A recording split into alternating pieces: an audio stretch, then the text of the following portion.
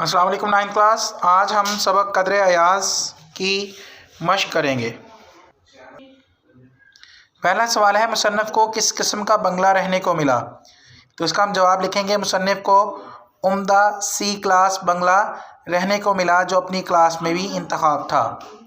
दोबारा दोहरा रहा हूँ जो आपको, मुसन्निफ़ को उम्दा सी क्लास बंगला रहने को मिला जो अपनी क्लास में भी इंतखाब था।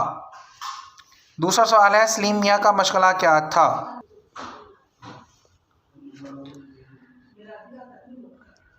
सलीम मियाँ जो अभी मैट्रिक के इम्तहान से फारग हुए थे, दूसरे करनैल जादों की तरह और उनके हमरा बेफिक्री से बैडमिंटन खेलते और सरे शाम ही दोस्तों के साथ टेलीविज़न के सामने जम जाते।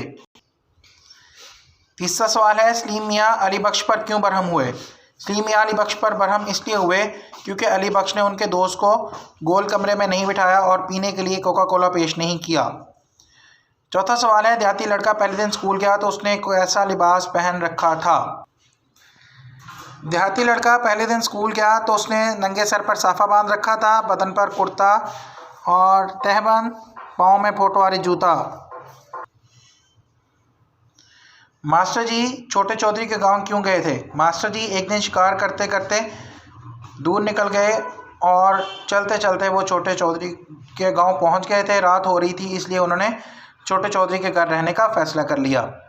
मास्टर जी को कैसे चाय पेश की गई? मास्टर जी को चाय पिलाने के लिए बहुत दौड़ धूप की गई और आखिर मुकामी हकीम के घर से चाय मिल गई। वो लोग चाय बनाना नहीं जानते थे इसलिए मास्टर जी को ठंडी और बदज़ायका चाय बनाकर पेश की गई। देहाती लड़के की कहानी सुनकर सलीम मियाँ पर क्या असर हुआ? देहाती लड़के की कहानी सुनकर सलीम की आंखें नम थीं। हम यहाँ पे सलीम और अली बख्श नहीं लिखेंगे बल्कि सिर्फ सलीम की आंखें नम थीं और उसकी आंखों में, दोनों की जगह उसकी आंखों में एक देहाती के लिए मोहब्बत की चमक थी।